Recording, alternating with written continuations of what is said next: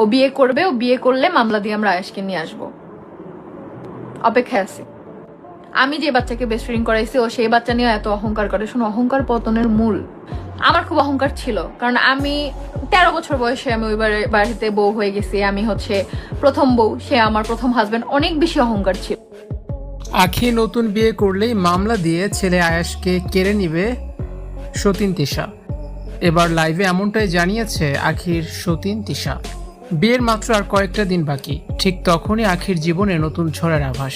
বিয়ে করলেই হবে মামলা, আইনি পথে কেড়ে নেওয়া হবে ছেলে আয়াশকে। এমনই বিস্ফোরক হুমকি দিয়ে নতুন বিতর্কের জন্ম দিয়েছে আখির সতীন তিশা। আখির পুনরায় বিয়ের খবর প্রকাশের পর থেকেই যেন আগুনে ঘি পড়েছে। একদিকে যখন চলছে বিয়ের ধুমধাম প্রস্তুতি, ঠিক তখনই ক্যামেরার সামনে এসে প্রকাশ্য আইনি ব্যবস্থার হুমকি দিয়েছেন তার সতীন তিশা। তার সাফ কথা, আখি নতুন বিয়ে করলেই তারা আদালতে যাবেন এবং সন্তান আয়েশকে তাদের হেফাজতে নিয়ে আসবেন।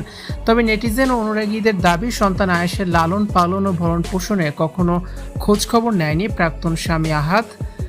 সমস্ত প্রতিকূলতা ও বিচ্ছেদের ঝড় সামলে একমাত্র আখি এতদিন সন্তানকে আগলে রেখেছেন। ভক্তদের মতে আখির এই নতুন করে গুছিয়ে নেওয়া জীবন এবং সুখ বরদাস্ত করতে না পেরেই বিয়ে আটকানোর কৌশলে মামলার ভয় দেখানো হচ্ছে।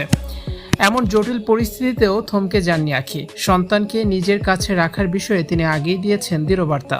হবু স্বামীর পূর্ণ সমর্থনে আয়েশকে সাথে নিয়ে আগামী 8 তারিখে নতুন জীবনে পা রাখতে প্রস্তুত আখি আক্তার। তিশার এমন মন্তব্যের পর সোশ্যাল মিডিয়ায় বইছে সমালোচনার ঝড়। ভক্তরা বলছেন যে সন্তান এতদিন মায়ের স্নেহে বড় হলো, তার উপর এখন অযাচিত অধিকার ফলাতেই এই আইনি হুমকির নাটক। আখির পাশে দাঁড়িয়ে অনেকেই একে উদ্দেশ্য প্রণোদিত ব্ল্যাকমেইল বলে আখ্যা দিচ্ছেন।